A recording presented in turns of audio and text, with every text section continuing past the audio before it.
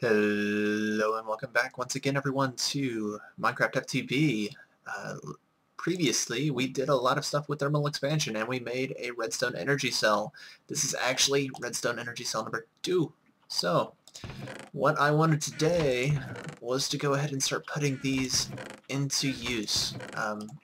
What that is going to involve is going to be going back to our dense ore world and then while exploiting the crap out of it. I mean, using the dense ore world as it was meant to be used. So to that effect, we have waited. It's been a little while. It's been about 9 hours. And I came back to find that this guy had in fact filled. These had all overheated. And yeah. Gonna go ahead and take this guy out right here. Gonna pop our new one in so we can start charging that while we're gone. And let that roll like that. So as you can see, this guy is charging, and I have my wrench, I have my linking book that's linked to this world, and let's go ahead and get to it. First, before I hop in, let me make sure I have a backup of my world, because I don't want another repeat incident of the last time before the mass fabricator. Alright, and we're back in. Everything's rendering back up. Whoa. Whoa, whoa, whoa, whoa, whoa, whoa, whoa, whoa, whoa. Whoa, whoa, whoa, whoa, whoa, whoa. Whoa. Hang on, let me figure out what just happened to my battery, because my battery no longer has a charge before we go. So give me 1 sec. Alright, thank you guys so much for hanging on. I went back on the backup, and actually my backup was slightly older than the original for whatever reason. It was before I picked it up. It was actually before I made a second one. So I repeated the process, and everything seemed to be okay, except for the fact that I really should have used a wrench to pick it up.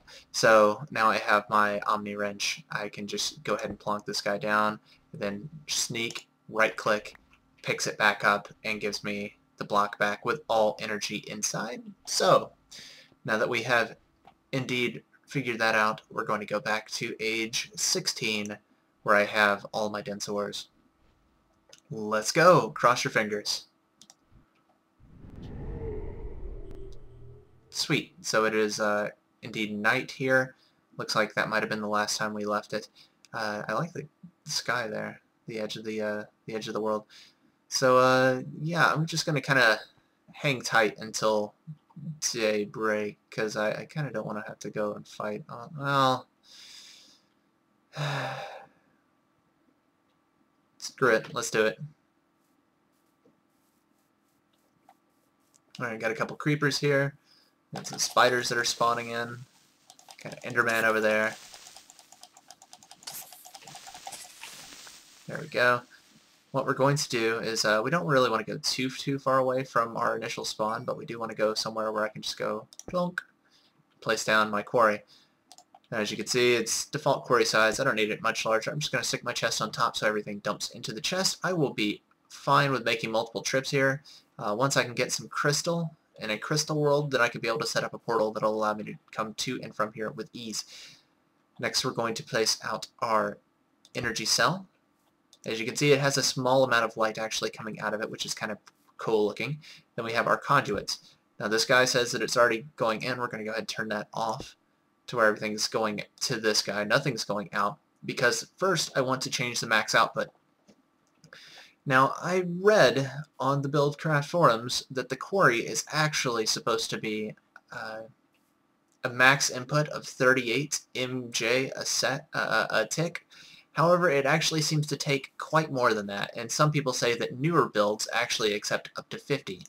Be that as it may, I am going to drop down the maximum output of this to 30, so that way the most this is receiving at any given point in time is 30 Minecraft joules a tick. I'm also going to go ahead and take these flowers here, because I could stand to have some dyes. Now, these indigo flowers, I'm actually playing on a server that I could really stand to have a couple indigo flowers, so that way I can make some indigo or purple dye. But I can't quite do that yet. And you guys will not be seeing anything from the server yet. I'll let you guys know once I actually have the go-ahead. I might already have the go-ahead by the time this goes live, and I will let you know before now, but this video gonna take a few go up. That's what I'm getting at. Alright, so let's go ahead and turn this on, and fire. Look at that. Oh, yes. Very, very nice. I suppose this episode could be a little shorter because what I mostly wanted to get done was just have this guy start going and start illustrating to you guys just how efficient this can really be. And like I said, I really only needed 2 of these.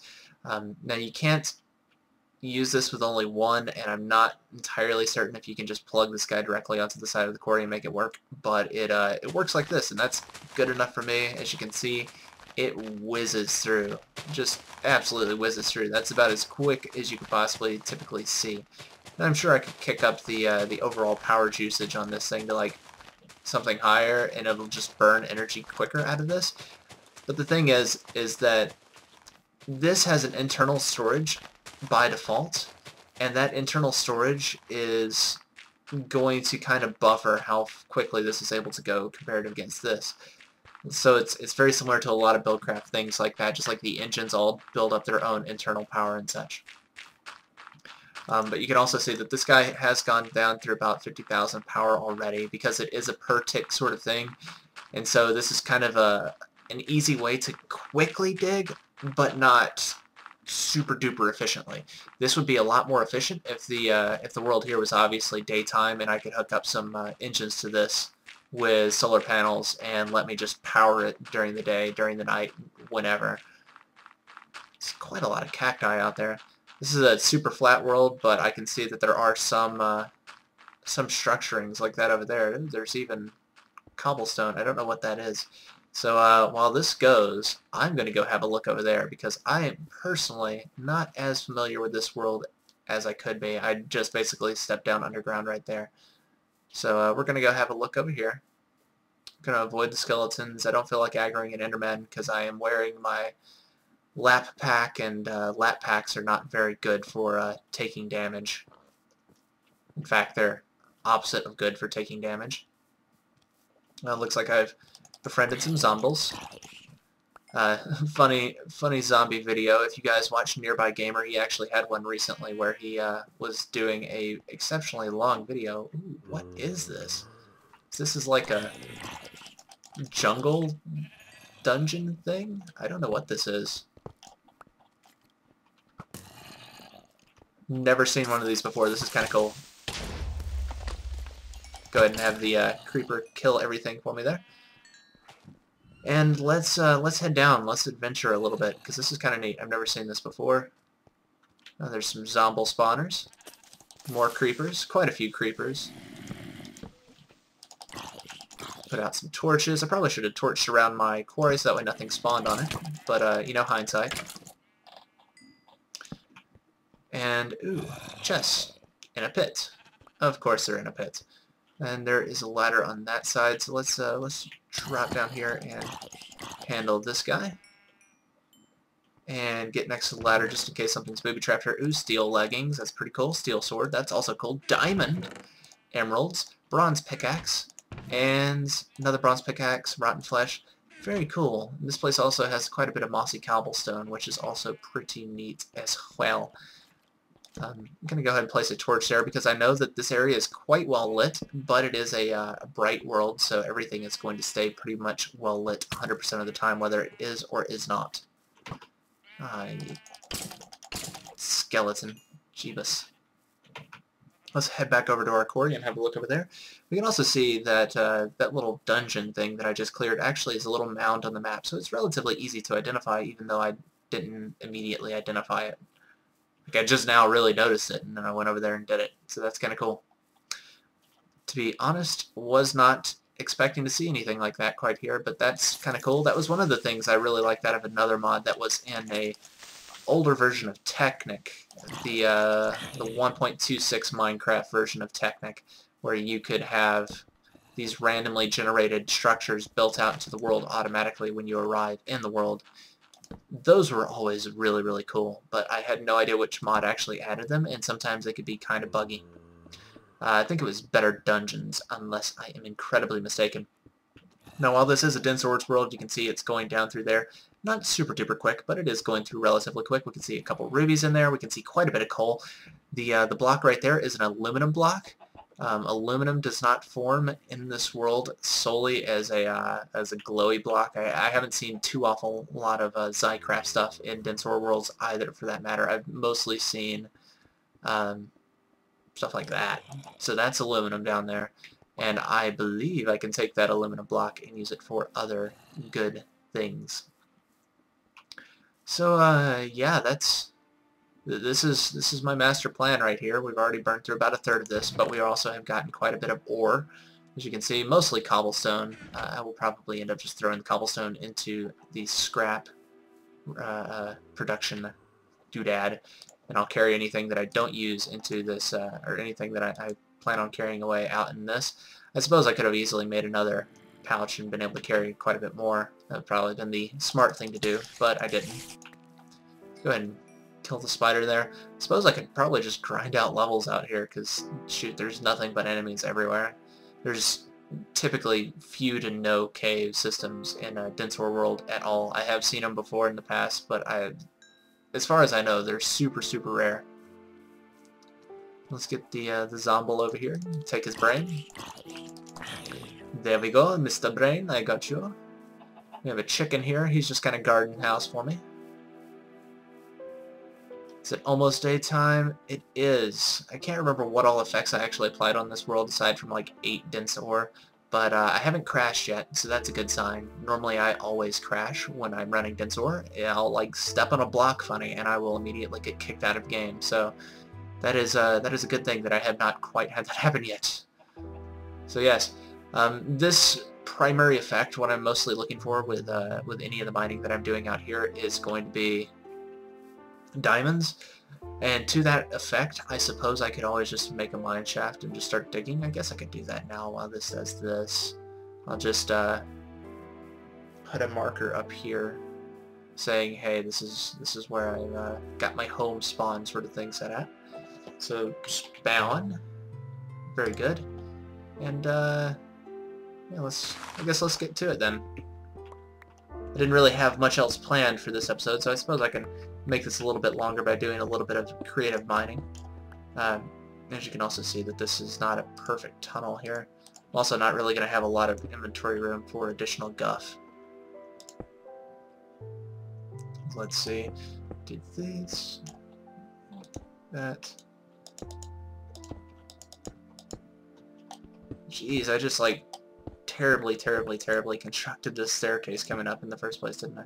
Alright, you know what? I don't need it. I've got a linking book. I can just pop out of the world, pop back in if I need to. How about that? We'll just do that. Get quite a bit of coal down here, some silver. Looks like I'm on floor 79, so I've got quite a ways to go to get down to bedrock, or in that general vicinity. Let's just keep going. How about that? And then we'll pick a direction and we'll mine in it. Now, as I was mentioning on the server, we've been playing with Minecraft, and Minecraft is pretty cool, I guess. It has Greg Tech, so that's obviously making things a bit harder, which I ended up having removed from this series just because I went to the Direwolf 20 pack because it had a couple more mods that I liked. And it was obviously easier for me. It was something I was a little bit more competent and apt to do.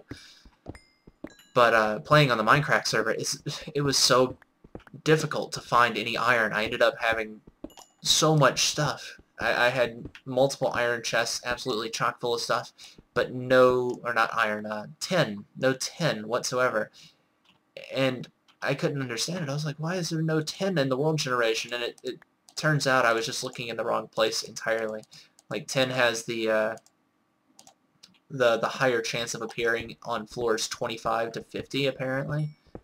And because of that, it means that you're not going to typically see it below that, and you won't see it higher than that. It's something in the mod settings. And I didn't realize that at the time, and I spent so much time looking for tin and just never finding it. Ooh, there is some Thaumcraft stuff in here. That's cool. I'll just keep digging my way down. And yeah, so there was just no tin around, and I spent the longest time looking for tin. I'm like, hey guys, do you have even tin installed on the server? Because I wanted to build some industrial craft stuff, and I managed to make a mining turtle, and that's what I ended up using to stay relatively techy and efficient.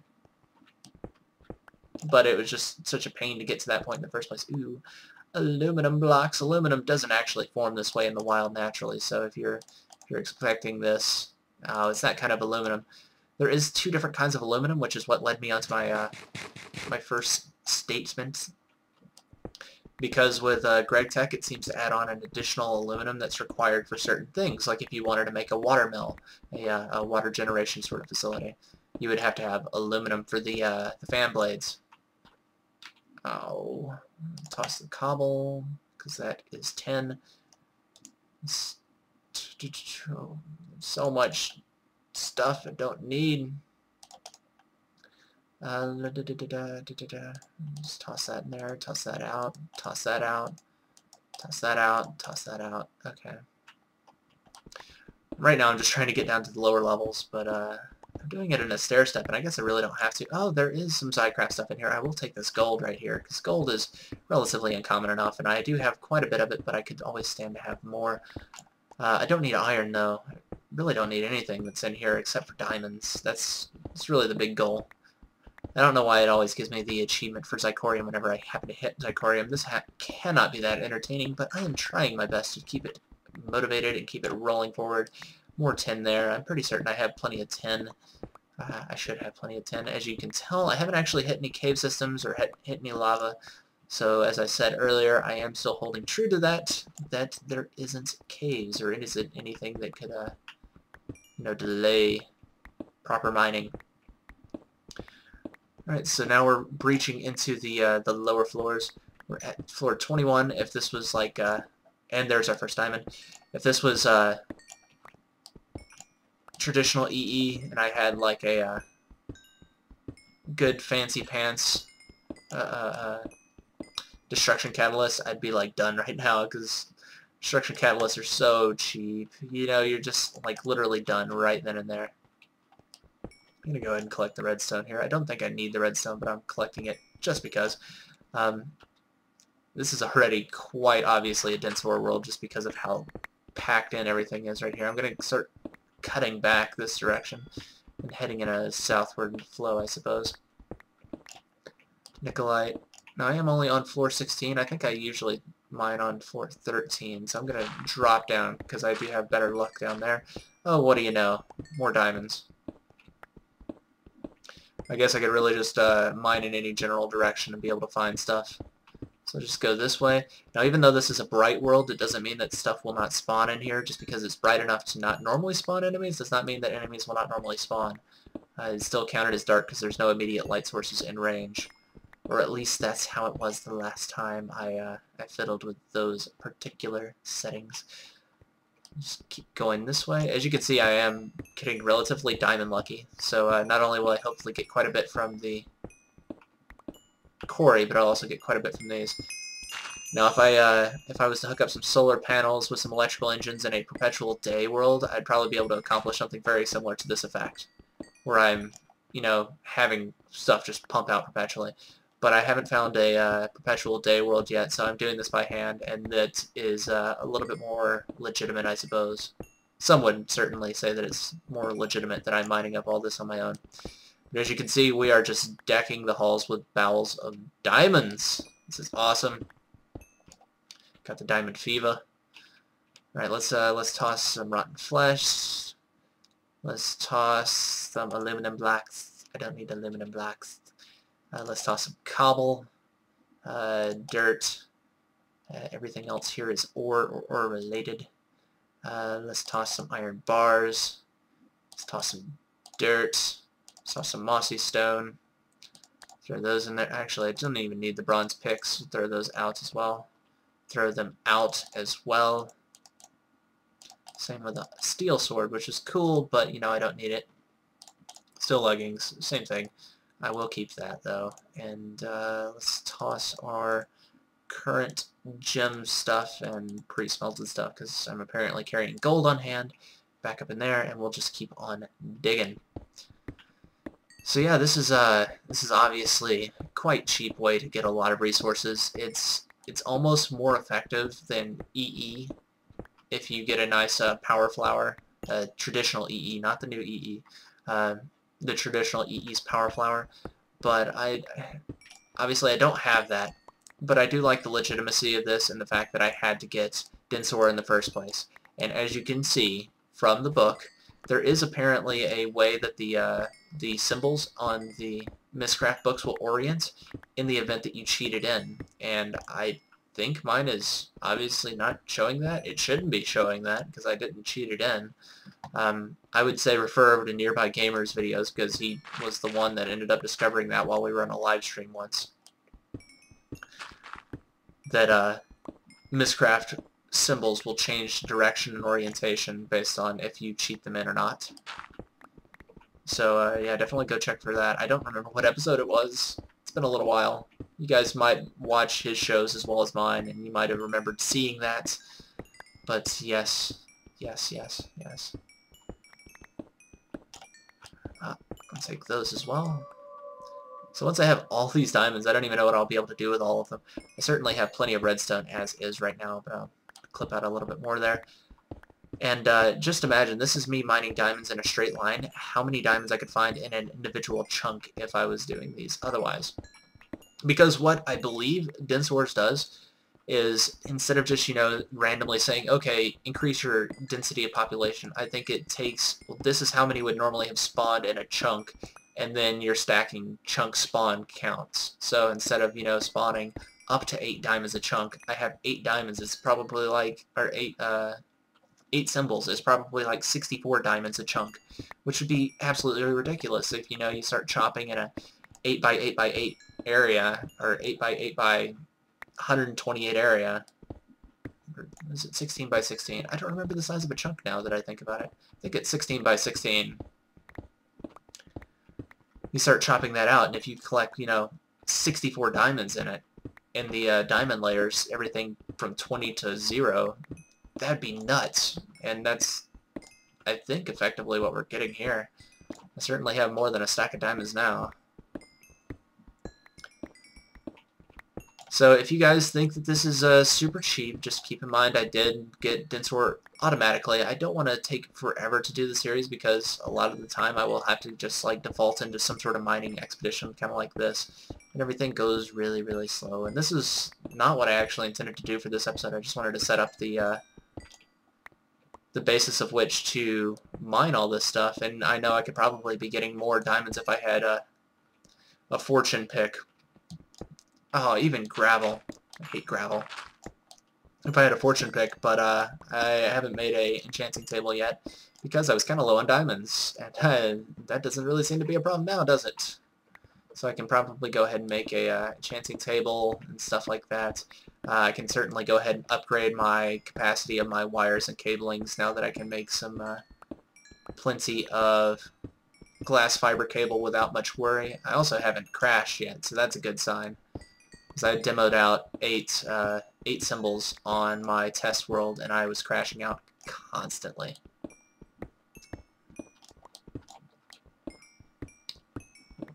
This is insane.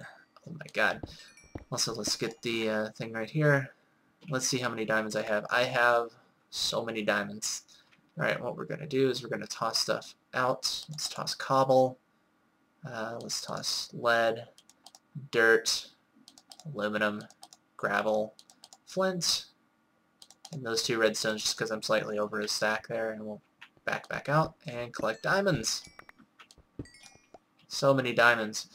Alright, well I'm at almost 3 stacks here. I bet my quarry is also probably tapping low on power right now as well. So it might pop back up after another string of diamonds shows up, like that one right there.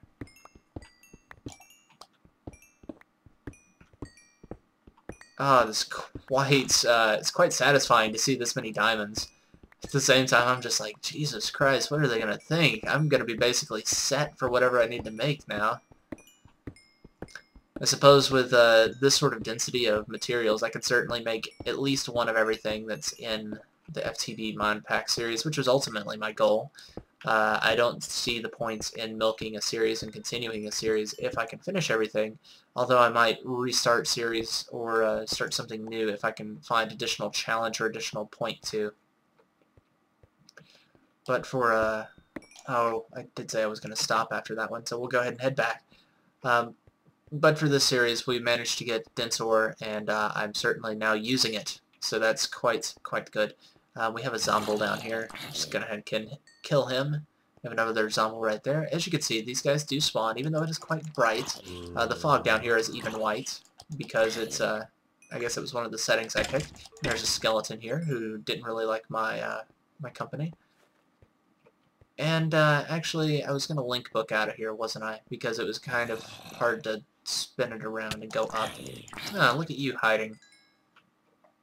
Because I've been throwing out all of my cobblestone, so I'll just pour it out. And go ahead and toss everything that I have into my sorting chest. As we can see, this guy here is still charging. Doesn't look like he's gained up too much. I don't know if the world here continues running in the background while I'm on another world. I suppose I could always run a world anchor on this side, and now that I have plenty of diamonds, I could certainly be able to do that. But it was kind of a thing beforehand. Was not high priority. All right, and let's pop back into the world over here. Also, did I have? Yeah, I have stuff in here. Let's sort this stuff too. And I'll throw the bones here into there. Now, one thing that I could do in order to speed up this process or make it completely automated would be to run it with an ender chest. An ender chest would basically let me do the same thing I'm doing here, just whatever goes into one chest on one world would come out on another world. It kind of works like its own mini world anchor, and I'd be able to do stuff like this with that. So that's kind of cool. My Quarry, of course, is still automated on the other side, and we'll go have a look at that now. Let's see. Oh, it does look like I, in fact, tapped it dry. So, yeah, that is the effectiveness of the Quarry, how quick it's able to actually punch through this. As you can see, it's dug quite deep. But, unfortunately, it is now dry. We're going to have to replace it with a different battery. And that was why I said, let's get 2 batteries. Alright, well that is going to do it for this episode. As you can see, I got quite a bit of stuff in here, but the majority of it's going to be cobble. It'll really benefit me more once it starts getting down to the lower floors and it can clear out the diamonds. I mean, that's like a stack of diamonds per run of this, whereas the actual energy generation costs me nothing.